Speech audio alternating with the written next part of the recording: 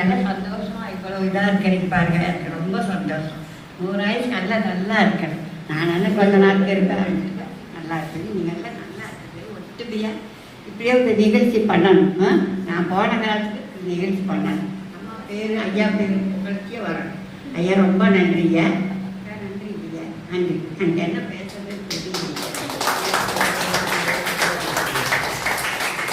அதாவது பாத்தீங்கன்னா நம்ம வாழ்க்கையில என்னைக்குமே ஒரு படி எடுத்து வைக்கணும் அப்படின்னு நினைப்போம். கடவுள் நமக்கு என்னைக்குமே அந்த வாய்ப்பை கொஞ்சம் தயங்கிதான் கொடுப்பாரு.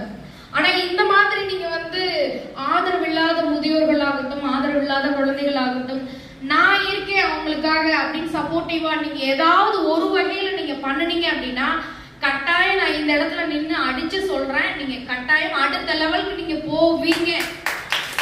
ஏன்னா எங்களுடைய லைஃப் ஸ்டைல்ல பாத்தீங்கன்னா எத்தனையோ இங்க ஆசிரமத்துக்கு வந்தவங்க பாத்தீங்கன்னா எத்தனையோ பேர் அவங்களுடைய லைஃப்ல ரொம்ப பிரச்சனைகள்லாம் சந்திச்சு வந்திருக்காங்க. அடுத்த கட்டத்துக்கு போக முடியாம வந்திருக்காங்க, குழந்தை பாக்கியம் இல்லாம வந்திருக்காங்க, திருமணம் இல்லாம வந்திருக்காங்க, எத்தனையோ பேர். பட் அவங்க இங்க பிளஸிங்ஸ் வாங்கிட்டு போய் அடுத்த இது பாத்தீங்கன்னா எத்தனையோ பேருக்கு ரெட்டை குழந்தை பிறந்ததெல்லாம் இருக்கு. உடனே கல்யாணம் ஆகி அடுத்த மாசமே கூட்டிட்டு வந்தவங்க எல்லாம் இருக்காங்க. இங்கேயே நிகழ்ச்சியா பாத்தீங்கன்னா ரொம்ப எப்படி சொல்றது, ஒரு பிளஸிங்ஸ் சொல்லலாம். அதாவது கடவுளுடைய குழந்தைகள் நேரடியாக அவரை பார்க்கறதுக்கு முன்னாடி இவங்க கிட்ட ஒரு வாய்ப்பை, நந்தி கிட்ட ஒரு ஆசீர்வாதம் வாங்குறோம் பாத்தீங்களா, அவங்கள மாதிரி இவங்க எல்லாம்.